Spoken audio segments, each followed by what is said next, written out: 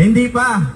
Kung gaano kainit dito sa Pampanga, mas painitin pa natin. Bigyan natin ng sigabong palakpakan ang current mayor ng Davao City, Mayor Baste Duterte! Pampanga, mag-ingay!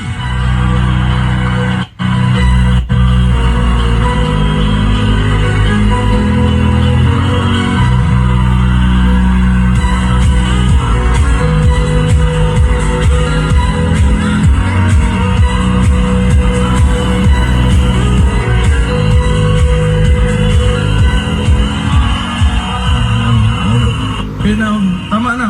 Upo na, upo. Kumusta kayo mga Kapampangan?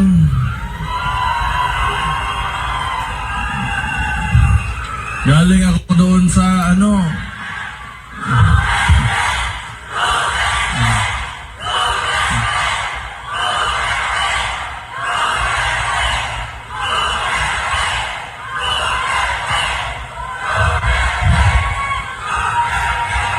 bago ako magsimula,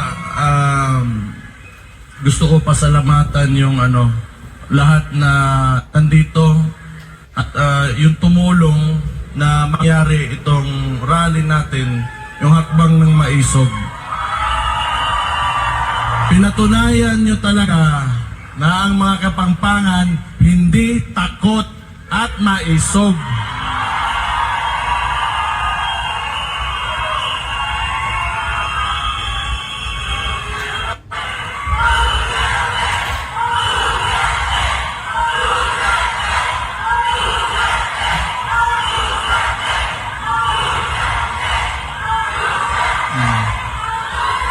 Ayan. So, ito na nga yung sinabi ko galing pa sa doon sa simula pa lang nung paglabas ko sa Leaders Forum ng Hakbang ng Maisog.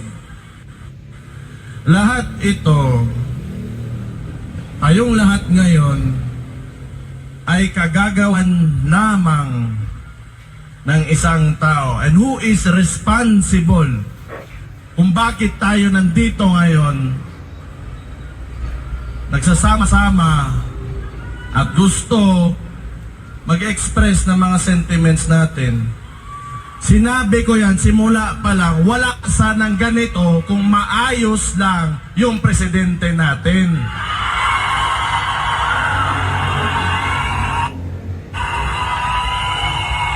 Pero nagulat ako ngayon kasi walang mga dump truck, walang mga dump truck.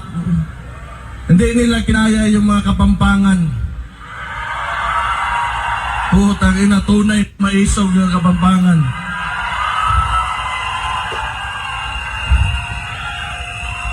Pumunta kaming Dumaguete, bigla na may mga dump truck. Simple lang naman yung hinihingi namin. Hindi naman siguro lahat ng tao o may tao sa mundong ito na tama lahat ng ang ginagawa. Yung gusto lang natin is the right to express ourselves. At yun na lang yung hinihingi natin, ayaw pa. Baka ang sunod niyan, hindi na tayo pwedeng huminga. Ano ang problema talaga ng... It's a very confusing administration, actually, sa totoo lang. Hindi ko maintindihan yung mga kilos o mga ginagawa. Parang ako mayor ako ng Davao. Ako si Sebastian Duterte, yung mga hindi ako kilala ha. Ako yung mayor ng Davao. Ngayon,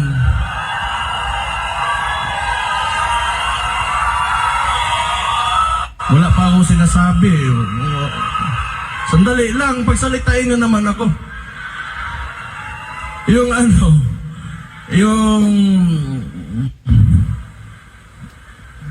Kaya ganito ha. Ako, local executive ako. Siyempre, alam ko yung concerns ng mga barangay namin, yung mga communities. Ang problema, dahil siguro, kasi nagsasalita nga ako, not really against, but I'm just pointing out, tinuturo ko lang naman yung yung mga kailangan ayusin. Kung tingin nyo against ako, di wala akong pakialam. If you take it, negatively, wala akong pakialam. Pero hindi pwede na hindi tayo magsalita.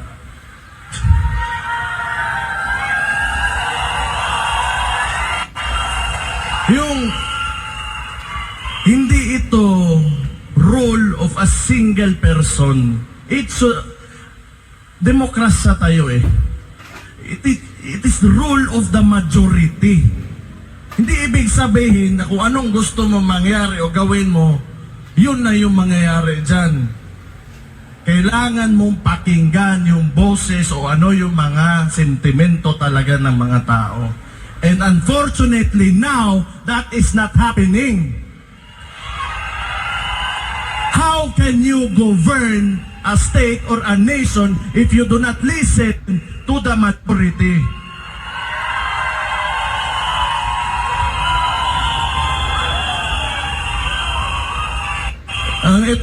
Ang style nito, ewan ko lang, ha? Pero teorya ko lang. Palagay ko, siguro, ang iniisip nila, kasi matagal to nag-upo yung pamilya nila eh. 20 years, more or less 20 years yan, yung tatay niya, nagkaroon tayo ng authoritarian regime. Siguro, may gusto talaga to na maibalik yon. Kasi sa ginagawa niya ngayon, hawak nila lahat. Ito mainstream media, wala na yan. Wala na yan. Lahat ng formula na ginagawa nila before, they are attempting to do it now. Noon, siguro 1970s, magagawa mo yan. Walang social media. And mga tao, medyo, hindi, mahirap yung connectivity. O ngayon, sinusubukan na naman nila ulit. Ang gusto niyan, monarkiya.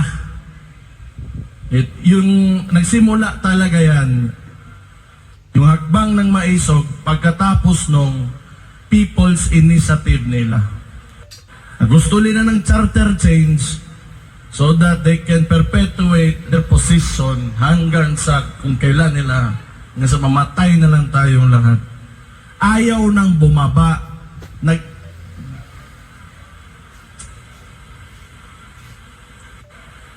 Hindi, kaya nga naiisip ko, talaga bang walang hiya? Na sobrang walang hiya talaga? O tanga?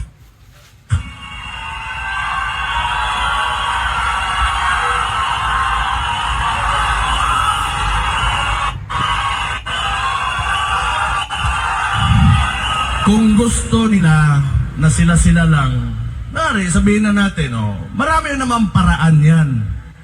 Kung gusto nilang ayaw bumaba o gusto nila sa kanila pa rin yung susunod na maging presidente, kanilang manok. O di, magtrabaho ka. Bakit mo utuin yung mga tao, papipirmahin mo, tapos magbibigay ka ng ayuda na may mukha nyo pa? Utang ina ninyo.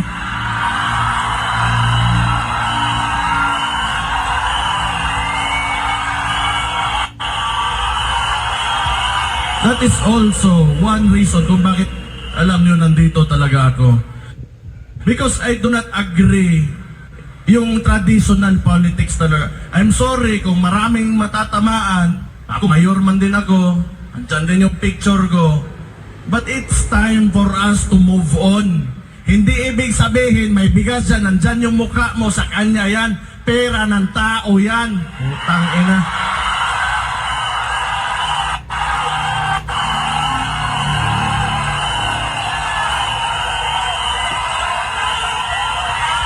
Alam nyo, pag lagi tayong nandito sa cycle na yan, yung mga practices talaga ng Philippine politics. Pa-picture-picture, kada may bigay ng pera sa mga kailangan, may picture talaga nakaabot. Ipopost, kunwari sa kanya yung pera na yon, hindi naman talaga. Huwag na kayong maniwala sa ganon. Kailangan, we have to go beyond that.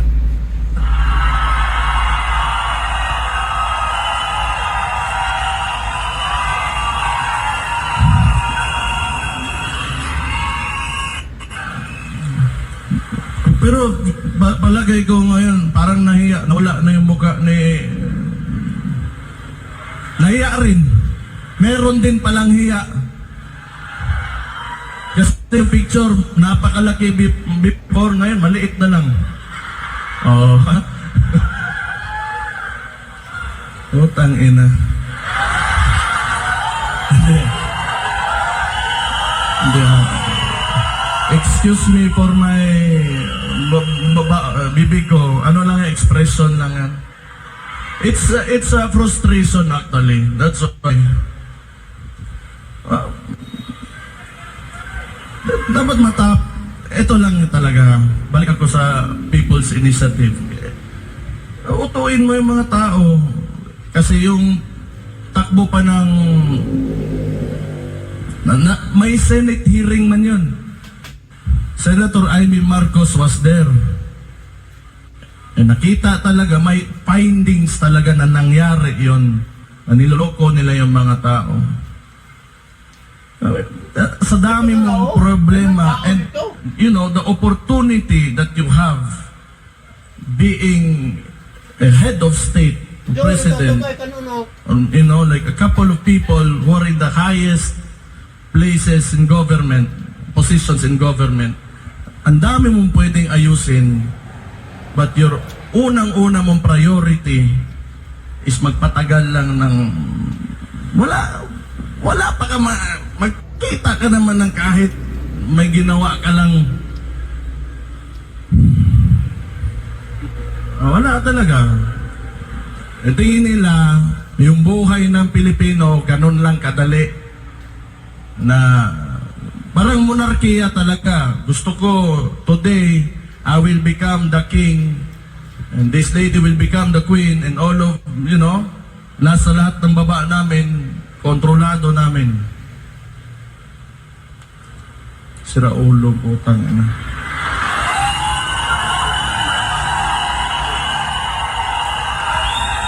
Tingin nyo ba normal yan? Kaya nga, either makapal talaga yung mukha mo na ayaw mo dumaan ng election or tanga ka. Hindi ako ang nagsabi nun.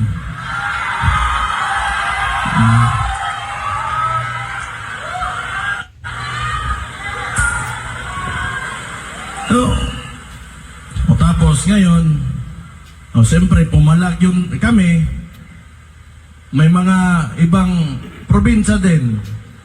Yung si Governor Hubahib ng Davao del Norte. So, nagparali sa doon. Anong ginawa ng mga gago? Sinuspende. Actually, I'm really surprised kung bakit hindi pa ako suspended ngayon.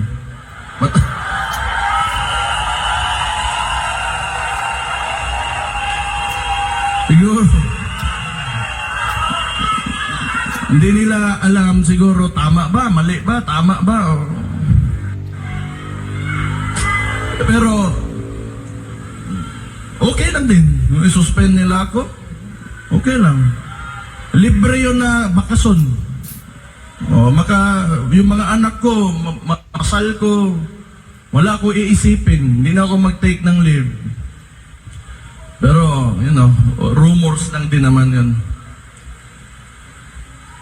Sinuspende nila si Governor Rupay pagkatapos ng makbang ng Maisog.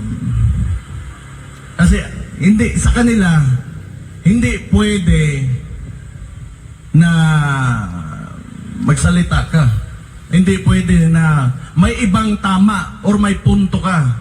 Kailangan sila lang yung pwedeng, sila lang yung tama lagi. Oh, saan yung utak nito mga to?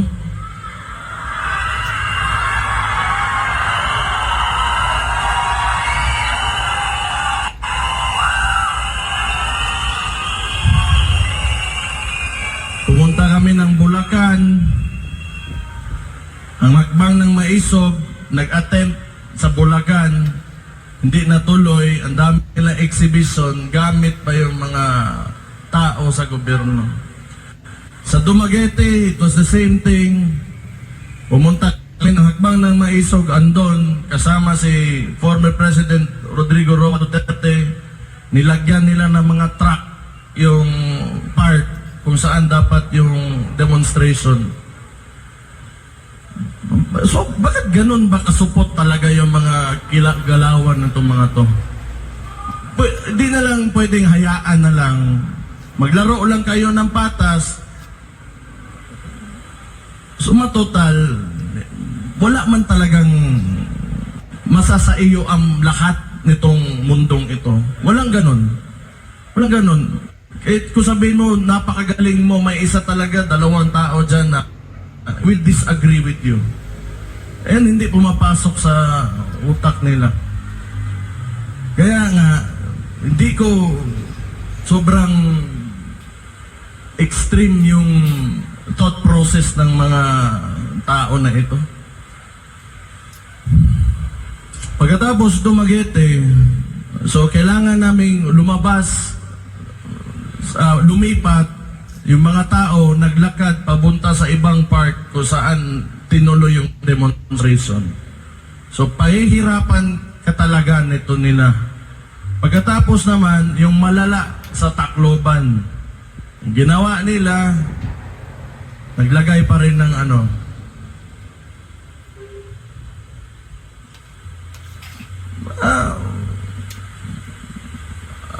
tingin ko lang masadong may insecurity itong administration na ito. Kasi if you are really confident with what you are doing, ano yung trabaho mo at sa mga ginagawa mo at maayos ka naman, so bakit mo pipigilan yung mga ganitong klaseng activities? Wala naman, no harm done. Nagsasalita lang naman, and it is our constitutional right to express ourselves. Siguro may yan. Ewan ko lang, hindi ko lang talaga alam. Kasi hindi rin naman talaga itong si BBM, yung klase ng presidente na he will address, like current issues. May napansin ko lang, pinipili niya lang. And it's, a lot of this, itong nangyari dito, alam ko yan, mayor ako. Sipin na lang natin, nasa isang barangay, may nangyayari na ganito. Then, it will be my responsibility and part of my job. Kung tatanungin ko, what is the problem? Paano natin ayusin yung problema na yan? Paano natin para matapos na lahat at mapayapa tayo ang lahat? Pero wala akong makitang attempt talaga from this administration na gawin yun. All they do, pagkatapos ito, marami na naman yung mangyari sa Davao. Tulad nung, ito talaga, ako, mayor ako. Ayaw ko yung mga tao sa Davao, bangag. Ayaw ko ng drugs, di ba? Ayaw ko ng mga tao doon kumakain ng sabo, o ano-ano dyan. So, wala naman talagang sinabi ko, I'm declaring war on drugs. This city is against drugs. O anong ginawa nila? Nirelieve nila 36 ka polis. Wala naman ako inutusan. Tanga talaga.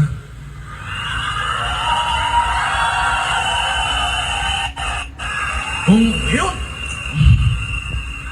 Kaya nga, it's really confusing. Hindi naman masama yung intention ko na siguro masama kung involved ka in illegal drugs. But, for the people na ayaw nila na kumain ng sabo yung anak nila, yung kapatid nila, ayaw nila mag-shrink yung utak. Bakit, why is it an issue for them? Itong DILG. Bakit ang dami yung maniobra para... Pakialam nyo ba kung yan yung platform ng Davao City? Ayaw namin talagang ng droga.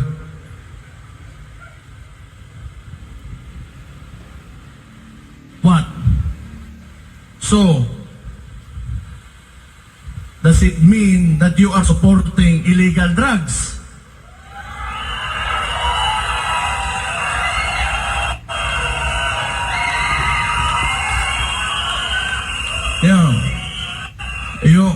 The declaration on war on drugs is because I am concerned of the welfare of the Davaoenos. Tapos gusto nilang barahin, isira ulo.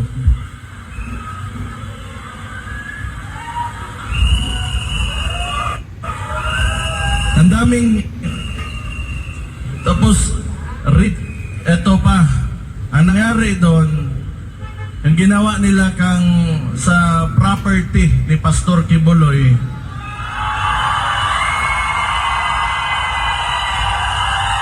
this is a very recent one.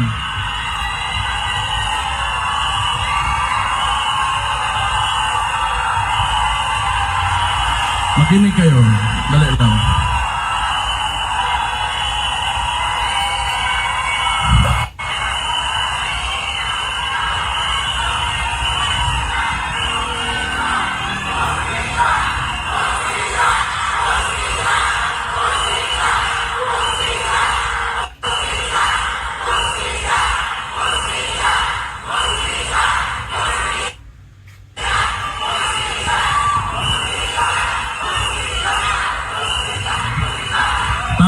Talaga. Yan ang wala talaga sa Pilipinas, hustisya.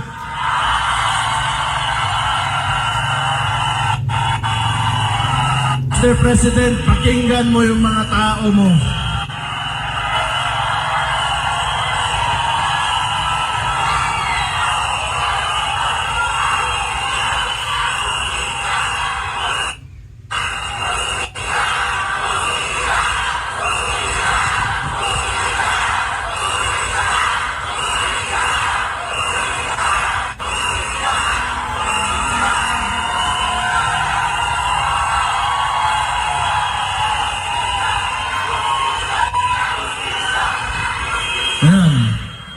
Kanino kagagawan to?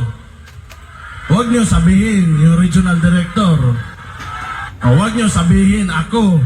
Huwag niyo sabihin yung Chief PNP. 3 rehiyon ng mga police andon just to apprehend one person. Excessive show of force talaga. What? Are you trying to intimidate us? Mahiya naman kayo, putang ina nyo. Ang mga tao ang naglagay sa inyo dyan.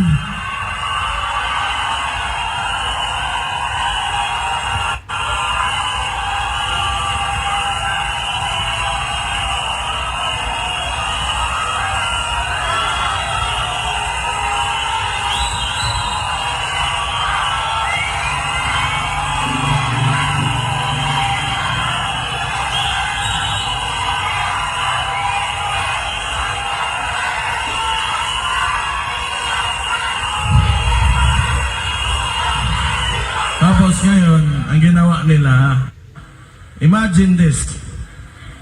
Pagkatapos ng mangyari yon, hindi siguro nila nakuha yung gusto nila, nirelieve nila yung mga polis na sila rin naman nag-utos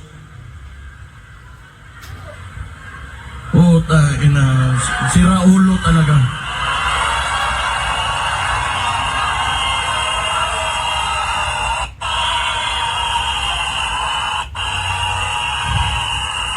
Kinontradict lang nila yung kagagawan nila. Kinokontradict lang talaga nila sa sarili nila. Tapos ipapalabas nila, wala naman talaga itong ginagawa, itong administration na to. Alam mo, ano saan magaling ito? PR lang. Lagi lang, kasi hawak nila sa mainstream media, lagi gusto nilang utuin yung sarili nila na everything is alright and walang problema. Yan lang talaga, oh. Sige.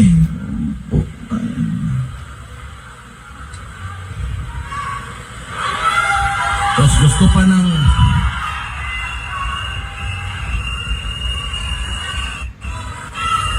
ngayon gusto pa ng gulo yung with China.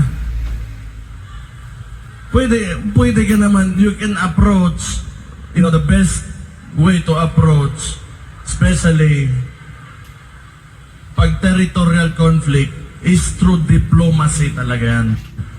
Sino ba naman gusto nga makipagpatayan ka dyan? Nagsalita na nga yun dito kanina. Andito yun, di ba, yung fisherman natin na galing na sa kanya, sa sarili nilang press conference at sinabi sa mukha nila talaga na noon, nakakapagpangisda pa sila doon, ngayon, mas nahihirapan sila. Huwag niyo sabihin, bayad yun.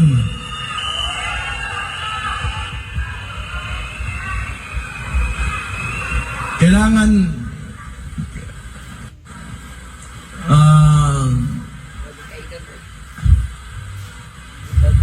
may naalala lang ako. Buti pa kayo, mga ordinaryong Pilipino, mga Kapampangan at saka yung mga dumayo dito. Hindi kayo takot.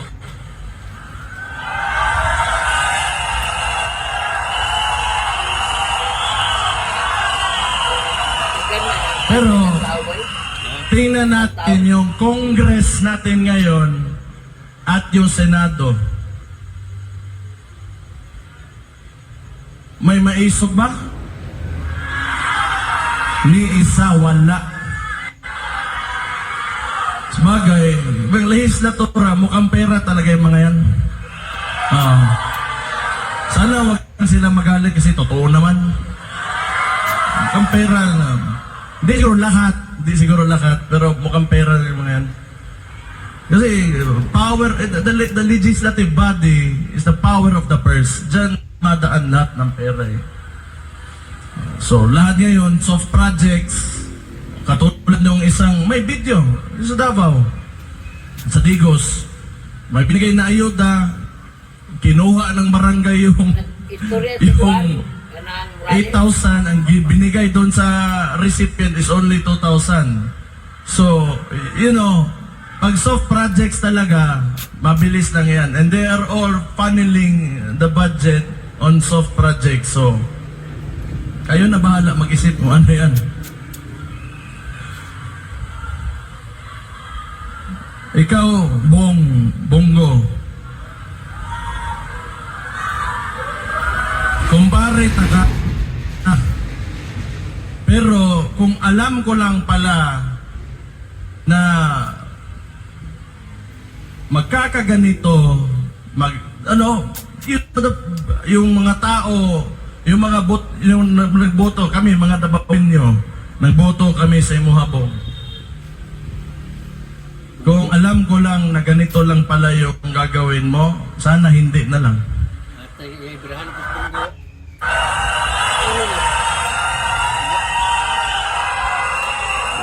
Sa totoo lang. Ako, yung iniidolo ko talagang senador, si Miriam Defensor Santiago, the late Miriam. Puriya hisgot lang kasi wala na yung tao, pero iniidolo ko talaga. Yun talaga yung hero ko. Pero unfortunately for us, mas napabilib pa ako nitong si Risa Contiveros kaysa ni Bong. Kasi ever since talaga, nasa previous administration, yung previous administration, kalaban yan hanggang ngayon consistent yan at di talaga natatakot yan. Pero, you know, maglalagay tayo ng mga you have time, pare, Bong, you have time to redeem yourselves. Ihatag ni pakita sa mua that you will stand by the Filipino people. Show your love, yung pagmamahal mo sa bansa na mas umaapaw pa kaysa sa pagmamahal mo sa sarili mo. Kasi hirap na yung mga tao ngayon.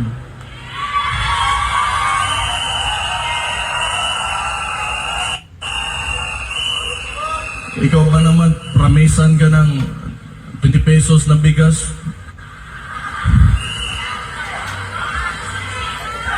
Typical na ano talaga, textbook na scam.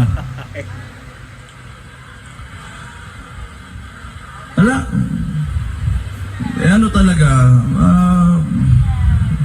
pangloloko lang talaga nakikita ko.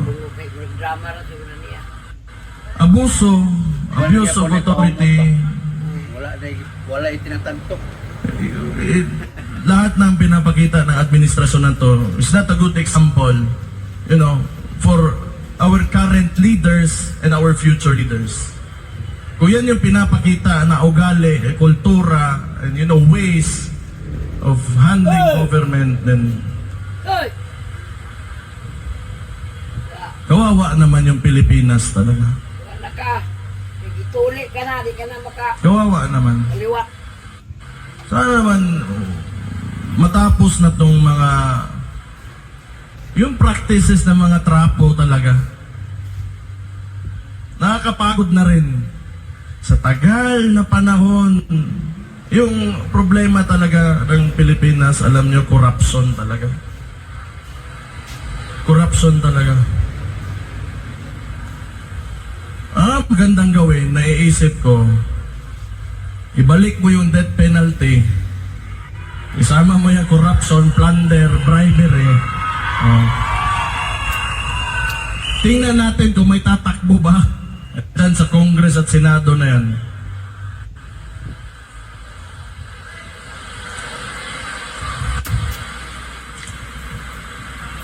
Kung nakikita nga, mga elected officials,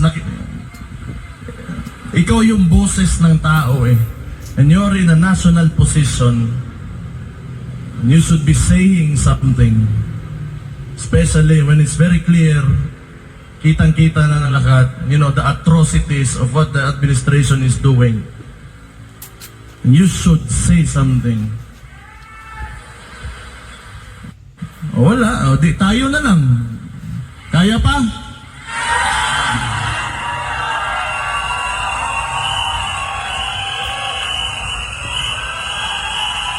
Pero alam nyo, hindi ako naniniwala na hindi kaya talaga ng Pilipino.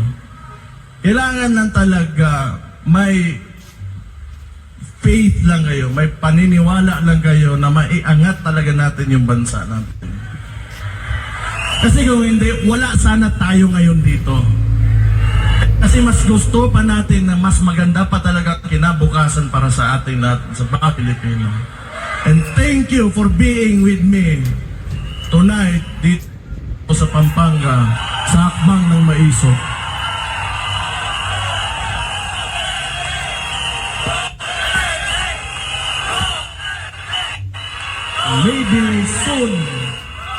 Maybe soon, you know, yung mga anak natin, yung mga our grandkids, yung mga apo natin, they will be living in a better Philippines, na mas maganda, mas maayos, mas maligaya na Pilipinas. Wala siguro di ati mundo kay. So, salamat for being with us sa Hakbang ng Maisog. Ituloy nyo lang. share the same sentiments. Gusto natin ng maayos na kinabukasan at may seguridad para sa mga susunod sa atin. The future generation. Yun talaga yung mahalaga. Someday, hindi na nila pagdaanan pa yung mga dinadaanan natin yan. We should give them, better problems than what we have now. And I think that is the ultimate goal and our ultimate responsibility as parents and as elders sa bansang ito. So, kailangan sama-sama talaga tayo, united tayo with one cause na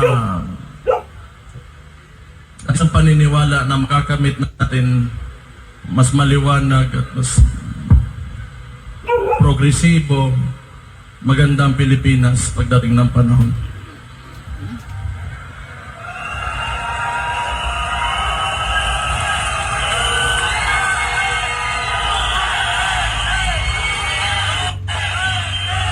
Ako, nagkakaroon lang din ako ng pag-asa dahil nandyan din kayo. Hindi rin kayo, huwag kayo mawawalan ng pag-asa.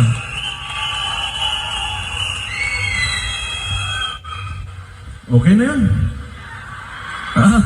Tama na, marami pa magsasalita. Pero, you fight for your country.